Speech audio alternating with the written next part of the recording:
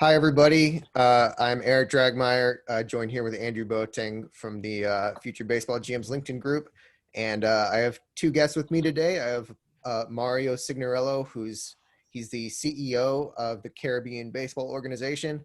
And I'm also joined by Charles Johnson, a former big leaguer, the first ever draft pick of the Miami Marlins, or at the time, the Florida Marlins. Um, and we're here to discuss a little bit about the Carribean Baseball Organization Collegiate Summer League that they're trying to get started. So I'm going to send it over to Mario, and he's going to talk a little bit about how this league got started. Gotcha. Well, it's now officially the Charles Johnson Collegiate Summer League. As when CJ talks, he'll tell you that this is where he grew up. We're actually playing in his backyard, but there's lots of reasons that he's involved with us. But I'm going to let you and him get into that. This is my 25th year doing college baseball. What I mean by that is I've organized spring trips for teams from the Northeast, the Midwest. We've had actually over 400 colleges and international teams that participated with us over the 25 years.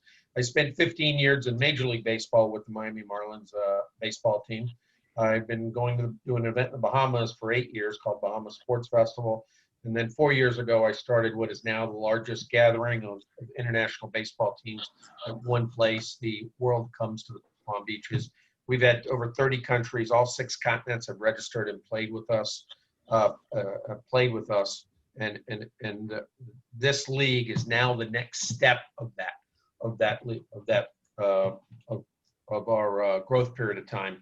It just makes sense since we're so interrelated with all the teams, with all the international, all the college teams that we work together. And my partner in the league is Chris Langdon from Felician University, who ran a league several years ago, and he's going to be the league director. I'm sitting as his co-chair as I sit on side here with as part of what the Caribbean Baseball Organization does. And a couple of years ago, I've known Charles for a while, but a couple of years ago, I got to know him a lot better when he came down and did a clinic and spoke to all the international kids that we had, and seeing how genuine, how genuine he is and how well grounded he is. I've met a lot of great people in my time, but wanting to give back and wanting to help out and participate with it. And when we were going into his backyard, I just knew that I wanted Charles to be part of this league. Awesome. Yeah. So, Charles, I wanted to ask you about how and why you got involved with this Collegiate Summer League and partnering with the CBO. Well, like Mario said, I had a chance to know Mario for a long time back with the Florida Marlins days, now the Miami Marlins. And so I've known him for a long time, but he approached me about this idea as far as in Fort Pierce, and I thought it was outstanding. I mean, number one, it's in my hometown of Fort Pierce where I grew up at. My mother and father, brother and sisters, my entire family still lives there. So that was very exciting. Number two, to also get a chance to really, put together a lot of young kids in my backyard at the same time, giving them some good instructions, but at the same time, they're playing some good baseball. And that's what it's all about, man, just really trying to put some of these young men together to really participate and play some competitive baseball. Right, and just let me add that CJ's it's not just the name. He's going to work. He's going to do a catching clinic for the kids, and when he gets out on a baseball field and starts teaching, my biggest worry is he's going to overheat because he just gets excited about teaching kids, and when he sees they're interested in it. And he's going to bring out a couple other guys. We're going to do a clinic. We're going to do for a Major League Baseball clinic. We're going to do an athlete seminar. And CJ, I don't know if I mentioned this to you, but the Alex Arias has got the highest lifetime average for a pinch hitter in Major League Baseball history at 320. He played with Charles on the 97 World Series champion team. Wow. And Alex is going to come out and speak to what it's like to pinch hit, what it's like to be on the bench, what the mental process you have to go through. And part of that too is he's going to sit in the dugout, and so is Charles. Charles is going to spend time to be in the dugout for a game, just being there and observing. We want to teach these kids what it's like to be a professional and what it's like to be a baseball player, both on and off the field. And your actions that you do, you don't just get judged by what happens between the lines. You get judged all the way through. And the one thing that I've been able to observe in my years of spending it is that the more solid citizens, the further they seem to go in this game. Awesome. So, Charles, I wanted to sort of get into your playing career a little bit. Obviously, you were a world champion in 1997 with the Florida Marlins. You were a first-round pick for them. You've won Gold Gloves. You've been an All-Star. But actually, you were drafted in the first round twice. You were drafted out of high school, and you ended up turning it down so you could attend the University of Miami. Could you sort of talk a little bit about your decision to turn down the first round and go to college? And I guess also sort of relating to this, your decision to go back and finish your degree after you were drafted from Miami? Yeah, I was fortunate enough to be drafted by the Monterey Expos in the first round in 1989, and I coming out of high school, and it was a very exciting time for me. I'm a young kid from Fort Pierce, Florida. I'm the first round 10 pick in the country, and at that time, I truly wanted to sign and go pro.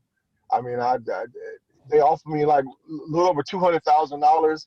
And back in 1989, $200,000 was a big signing bonus, because at that time, I think the highest signing bonus was $241,000. And so I'm all excited, fired up, and I never forget my father told me that after I committed in Miami, I enrolled in a school in Miami. I'm trying to figure out what I wanted to do, and he said, "Son, listen, by the time you tax $205,000 and you buy you a car, it's the same amount of money as a 4-year scholarship at the University of Miami." And once that was broken down to me, it made all the sense in the world that I need to go to college. And my mother and father were college graduates. They graduated from Florida University. My sister and brother went to Florida University. I mean, so I had a family full of people that really understand and know the importance of college. And I knew I wasn't going to miss a beat by playing for Ron Frazier, one of the greatest coaches ever. And I tell you what, that was one of my biggest blessings. I had a chance to play in the College World Series. I had a chance to play in the Pan American Games in Cuba. I played in the 1992 Barcelona Olympics with the Dream Team back in '92, walking in the stadium with Michael Jordan and Magic Johnson and Larry Bird, and from a young kid from Fort Pierce, Florida. So, and not only I went through that, I was the first round draft pick again by the Florida Marlins. So what's the chances of me going through all that and staying home and having a chance to win a World Series with the Marlins? So to me, that was an outstanding decision, and I've always thanked my parents for that. Awesome. Yeah, that's great stuff.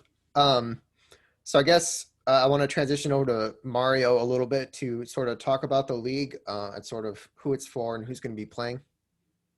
It's a summer collegiate league, so you have to have college eligibility to be able to play. We're going to have, so if you graduated high school, you're a senior and you're committed to college, you'll be eligible to play. Or if if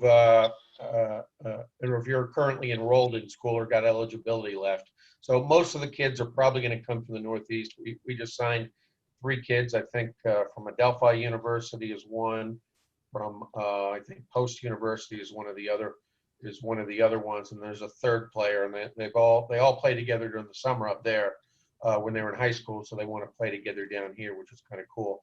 We're also going to probably have an international element to it as we're negotiating. There's a group out of Orlando that was going to run their own 18 to 23-year-old summer tournament, their own summer league, but they came to us and said that if they could put 2 teams in our league, that they'd rather do that because it's the same kind of competition to it.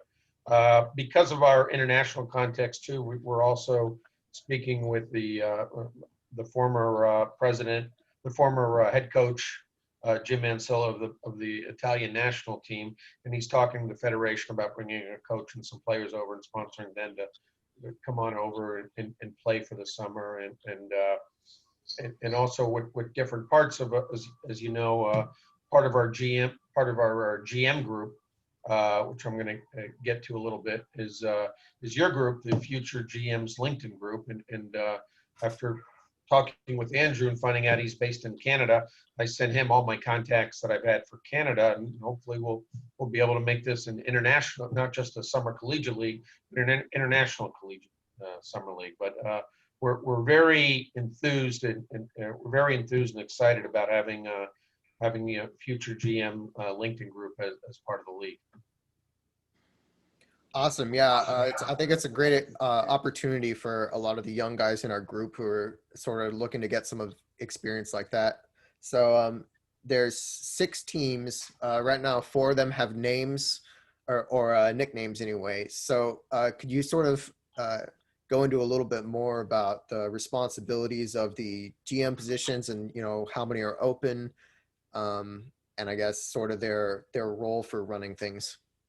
Sure. The team names we've got right now: the South Florida Beach Bums, the Fort Pierce Cobras.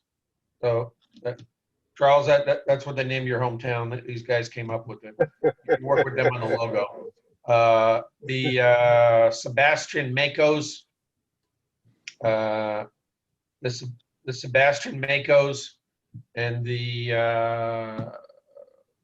Vero Beach Dirt Dogs. So right now we're looking for teams that are going to from Stewart and Port St. Lucie. Most of the games are going to be played at the Lawnwood Complex, although we might be playing some in Orlando when the teams play each other. And we're offering, like the Sebastian team wants to host some home games. We're trying to offer everybody that opportunity to play. But what we wanted to do is your group, the future GMs are going to kind of tie everything together. They're going to be recruiting players, talking to coaches, hiring some coaches, finding out what the coaches, players are looking for. Being a summer league, some people are going to decide they're not playing anymore because the competition is more than what they thought. If you're a pitcher and you tweak something, you're probably going to put it on the shelf, so they'll need some more pitchers across there. Everybody's going to create their own Facebook page. When CJ gets out there and does a seminar in his clinics, they're going to be logging that information, getting it out. When you win games or make player deals, all that's going to be done on your own Facebook page in order to transmit everything out to the world. And this is a building process. This is year number one.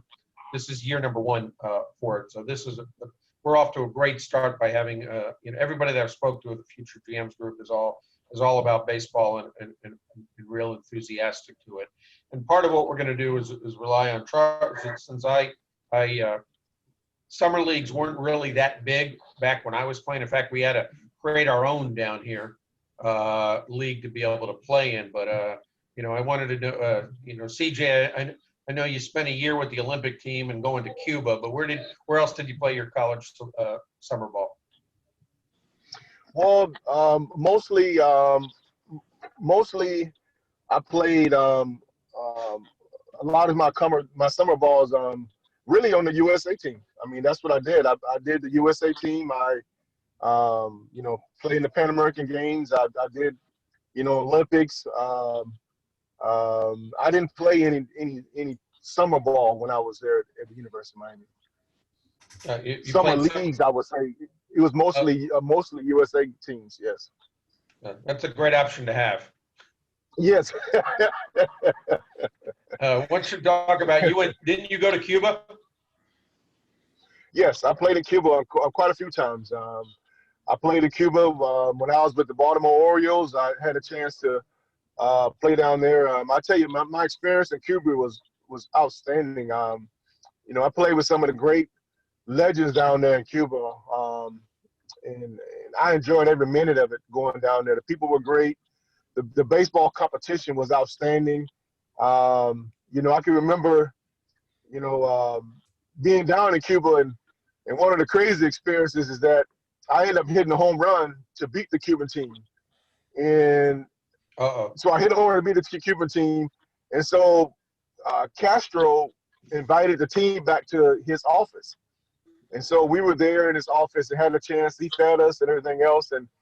And they pulled me out of the line because Castro wanted to ask me a question.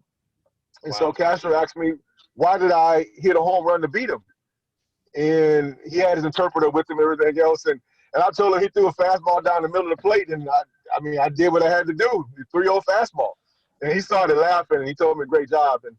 But, you know, I'll tell you what, my experiences in Cuba were great. I enjoyed going down there. I played ball in Santiago, Havana, and enjoyed strictly the competition was outstanding. Really cool. Yeah. So, Mario, how would you know, people who are interested in getting involved, how would they contact you if they're interested? Well, they could do one of two ways, and if you're able to put this information up there, that would be great. But the first way is to go to our website, cbotournaments.com, and you'll see all our different events there. The World Comes, Building Baseball Around the World, the International Tournament, the Palm Beach Challenge, and then there's a drop-down box where you can see the information for it. Or our league administrator is Ben Terwilliger. His telephone is 607-483-0889, and his email address I don't have with me at the time, but you can find that on the website. I'll put it all in the description when we upload it to YouTube. So I'll make sure that information is there. So I guess that's all the questions that we had written out. If there was anything, Andrew, if you wanted to ask Charles anything, or Mario, if you had anything else you wanted to add. The only thing I wanted to say is if you guys are future GM, we've invited you to be there. CJ is going to be in the dugout. Now, when we went to, if you can pan to CJ right now while I say this. Yeah. Pull him up. Yeah, he's up. I have everyone up. So. No, pull his face on the main part. Oh, the yeah. PDF? Yeah, the main is like where I'm staring at you now. Bring CJ up.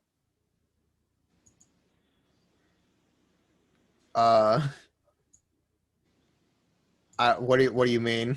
In other Like words, in terms of his feet. Yeah.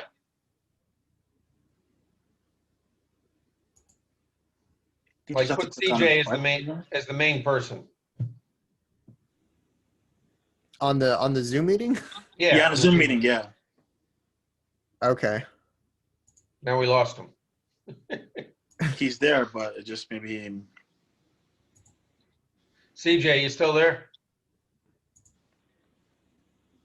Okay. I'm here. All right. Now, there. When you guys just understand this. Now he's gonna sit in the dugout and observe and talk to the kids. When CJ went to the Bahamas Sports Festival with me, and we put him at first base to coach. That didn't work out so good. You want to tell him what I mean? Well, I mean, you know, I'm not used to being on the base path. The number one thing about me is that I was a very slow runner. So my judgment as far as trying to wave guys in and send them to next base is not very good. So I think I might have a better shot in the dugout. Yeah, he waved the guy to second. He got thrown out by 10 feet. So remember, the skills clinic and catching, he's very good at. Base running, no, not so much. Exactly. So guys, if you're there when he's there, then just keep that in mind. He's real good in the dugout. That's a good one. So this is great. I look forward to working with everybody. Thank you guys for having us on. They've got their own really YouTube. appreciate the guys. Yeah, they've got their own YouTube show. They're going to be on theirs, and they'll be on ours also. So this is a great start. I'm really excited about this. It's been great. Sounds good. Thank you, right, Charles. guys. Thank you, Mario. No problem, guys. Thanks a lot. I apologize, guys. Oh, all good. No problem. All good. All right, sounds you good. go back to being All a right. dad now. Okay. All right. All right, guys. All right, thanks, guys.